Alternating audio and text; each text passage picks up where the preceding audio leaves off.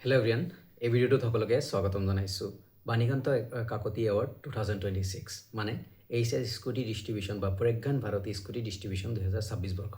যিবোৰ ষ্টুডেণ্টে 2026 বৰ্ষত এইচএছ দি উত্তীৰ্ণ হৈছে সকলোলৈ এই ভিডিঅ'টো মূলত। চ' আশা কৰোঁ সকলোৰে ভালকৈ মন কৰি শুনিব যাতে বুজি পায় বাণীকান্ত কাকতি এৱাৰ্ড কোনে পাব কোনে নাপায়।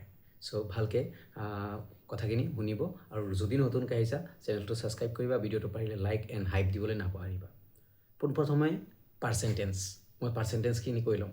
আগতে পাৰ্চেণ্টেজ আছিল একদম প্ৰথমতে আছিল 60% ছোৱালীৰ কাৰণে, অনলি ছোৱালীক দিছে। তাৰপিছত সেইটো বাঢ়ি হ'ল ল'ৰাকো দিলে, ল'ৰাক 75, ছোৱালীৰ 60 আছিলে, এগেইন 75 আছিলে। নাও লাষ্ট ইয়াৰৰ পৰা কি আছিল 80%। বৰ্তমান 80% যিবোৰ ষ্টুডেণ্ট সেইবোৰ পাষ্ট আছিল। বৰ্তমান লাষ্ট ইয়াৰৰ পৰা বৰ্তমানলৈকে বা ফিউচাৰলৈকে 80% কাট অফ মাৰ্ক। যিবোৰ ষ্টুডেণ্টে এইচএছত 2026 বৰ্ষত এইচএছত 80% পাইছে বা 80%ৰ এবভ পাইছে, একজেক্ট 80 এণ্ড 80ৰ ওপৰত পাইছে, মিনছ যিমান হ'ব পাৰে 85 হ'ব পাৰে, 90 হ'ব পাৰে, 80 এণ্ড 80 এবভ যদি পাৰ্চেণ্টেজ আছে ইউ আৰ এলিজিবল। যদি 2026 বৰ্ষত এইচএছ দিছা এণ্ড 80 এণ্ড 80 এবভ আছে ইউ আৰ এলিজিবল। তুমি এইচএছ স্কুটিৰ কাৰণে বা বাণীকান্ত কাকতি এৱাৰ্ডৰ কাৰণে, প্ৰজ্ঞান ভাৰতী স্কুটি ডিষ্ট্ৰিবিউশ্যনৰ কাৰণে তুমি এলিজিবল। চ' এতিয়া আহিছোঁ যে আৰু কেনেকৈ পাবা। চ' ফাৰ্ষ্ট অফ অল পাৰ্চেণ্টেজটো ক'লোঁ। এতিয়া তুমি যদি কোনো কলেজত এডমিশ্যন নোলোৱা দেন এই স্কুটি তুমি নোপোৱা, প্ৰজ্ঞান ভাৰতী স্কুটি ডিষ্ট্ৰিবিউশ্যন নোপোৱা বা তুমি সেই অন্তৰ্ভুক্ত নহ'বা। যদি কোনো এখন কলেজত তোমাৰ ষ্টাডি কণ্টিনিউ কৰা দেন তুমি পাবা। এইখিনি কথা মই কোৱা নহয়, ডক্টৰ হিমন্ত বিশ্ব শৰ্মা ছাৰে এইখিনি ৰুলছ বনাইছে বা অসম গভৰ্ণমেণ্টে এইখিনি ৰুলছ বনাইছে যে কোনো এজন ষ্টুডেণ্ট, বৰ্তমান ল'ৰা এণ্ড ছোৱালীৰ কাৰণে এটা পাৰ্চেণ্টেজ সেইটো হ'ল 80%। আৰু কোনো ষ্টুডেণ্টে যিবোৰ ষ্টুডেণ্টে কলেজীয়া জীৱন ষ্টাৰ্ট কৰিছে বা কণ্টিনিউ ষ্টাডি কৰি আছে সেইবোৰকে দিয়া হ'ব। যিবোৰ ষ্টুডেণ্টে কোচিং কৰিবলৈ যাব সিহঁতক দিয়া নহয় স্কুটি। মানে তুমি ষ্টাডি কৰি থাকিলেহে তুমি স্কুটি পাবা, আদাৰৱাইজ নোপোৱা। বা বাণীকান্ত কাকতি এৱাৰ্ড যিটো সেইটো পাবা, আদাৰৱাইজ তুমি নোপোৱা। আগতে আছিল কোনে কোচিং কৰিছে তথাপি পাইছে, বাট লাষ্ট 2 ইয়াৰ্ছৰ পৰা যিবোৰ ষ্টুডেণ্টে কোচিং কৰিছে সেইবোৰক দিয়া নাই। আৰু লাষ্ট ইয়াৰ স্পেচিয়েলি একদম দিয়া নাই। যিবোৰ ষ্টুডেণ্টে কোচিং কৰিছে সিহঁতক দিয়া নাই, যিবোৰ ষ্টুডেণ্টে কণ্টিনিউ ষ্টাডি কৰিছে সেইবোৰকহে দিয়া হৈছে। এতিয়া তোমালোকৰ মেৰিট লিষ্ট কেনেকৈ আহিব, লিষ্ট কেনেকৈ আহিব। এতিয়া ডাইৰেক্টৰ অফ হায়াৰ এডুকেশ্যনে এখন লিষ্ট দিব আৰু সেই লিষ্টত যিবোৰ ষ্টুডেণ্টে 80% পাইছে সিহঁতৰ নাম আহিব। তাৰে পিছত কি কৰিব, যিবোৰ ষ্টুডেণ্টে 80% লৈ পাছ কৰিছে সিহঁতে যদি কোনো এখন কলেজত এডমিশ্যন লয় দেন অট'মেটিকেলি ডাটাখিনি ডাইৰেক্টৰ অফ হায়াৰ এডুকেশ্যনৰ সমৰ্থ পৰ্টেলৰ থ্ৰু দি ডাইৰেক্টলি অট'মেটিকেলি সিহঁতৰ তাতে যাব আৰু তেতিয়া এখন লিষ্ট ওলাব। তেতিয়া সেইটোৱে ফাইনেল লিষ্ট। যিবোৰ ষ্টুডেণ্টে এডমিশ্যন ল'ব সেইবোৰৰ এটা লিষ্ট ওলাব, পাৰ্টিকুলাৰ লিষ্ট ওলাব।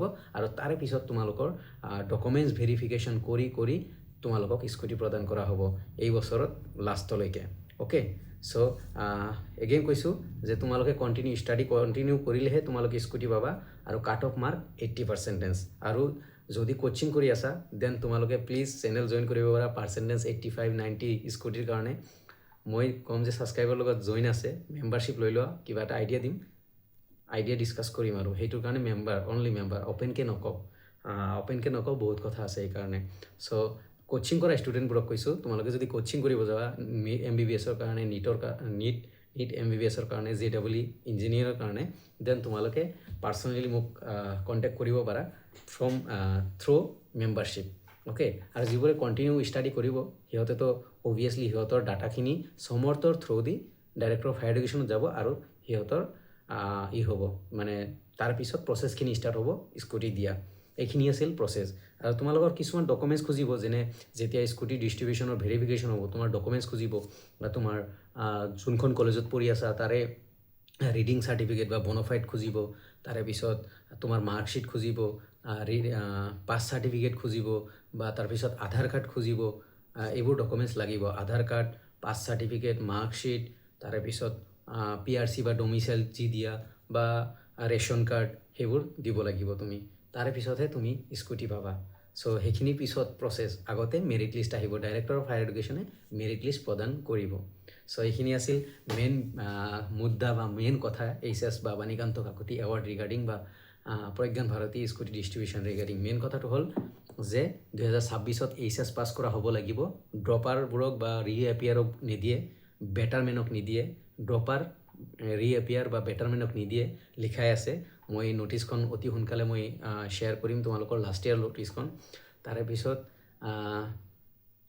তোমাৰ 80% হ'ব লাগিব যিবোৰ ষ্টুডেণ্টে কণ্টিনিউ ষ্টাডি কৰিব সিহঁতকহে দিব আৰু ইয়াৰ কাৰণে ডাইৰেক্টৰ অফ হায়াৰ এডুকেশ্যনে মেৰিট লিষ্ট বনাব এটা সমৰ্থ পৰ্টেলৰ থ্ৰু দি এটা মেৰিট লিষ্ট বনাব যিবোৰ ষ্টুডেণ্টে এডমিশ্যন ল'ব তাৰে পিছতহে তোমালোকক এই বছৰৰ লাষ্টলৈকে তোমালোকক স্কুটি প্ৰদান কৰিব আৰু যেতিয়া তোমালোকক প্ৰদান কৰিব তোমালোকে যোনখন কলেজৰ পৰা এইচএছ পাছ কৰিছা সেইখন মানে যোনখন কলেজ মিন্স যোনখন কলেজৰ পৰা এইচএছ পাছ কৰিছা সেইখন কলেজ যোনখন ডিষ্ট্ৰিক্টত আছে তাৰে পৰা তোমালোকে স্কুটি পাবা সাপোজ তুমি বৰপেটা ডিষ্ট্ৰিক্টৰ ষ্টুডেণ্ট বাট তুমি বঙাইগাঁৱৰ পৰা এইচএছ পাছ কৰিছা দেন তুমি বঙাইগাঁও ডিষ্ট্ৰিক্টৰ পৰা স্কুটি পাবা সাপোজ তুমি ধুবুৰীৰ ষ্টুডেণ্ট তুমি বৰপেটাৰ পৰা এইচএছ পাছ কৰিছা দেন তুমি বৰপেটাৰ পাবা তেতিয়া ডকুমেণ্টছ ভেৰিফিকেশ্যন হ'ব তাৰে পিছত তোমালোকক দিয়া হ'ব ডকুমেণ্টছ চিম্পল তোমাৰ মাৰ্কশ্বিট লাগিব পাছ চাৰ্টিফিকেট দিয়ে যদি পাছ চাৰ্টিফিকেট এতিয়া আজিকালি পাছ চাৰ্টিফিকেট নিদিয়ে চাগে পাছ চাৰ্টিফিকেট যদি নিদিয়ে অ'কে মাৰ্কশ্বিট তোমাৰ আধাৰ কাৰ্ড PRC থাকিলে PRC তাৰপিছত ডমিচাইল যদি দিয়া ডমিচাইল